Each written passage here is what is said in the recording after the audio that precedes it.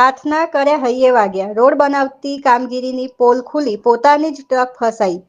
Salal national highway પર રોડની કામગીરી ચાલી રહી છે ત્યારે રોડ બનાવવા માટે મટીરીયલ લાવતા ટ્રક ફસાઈ હતી.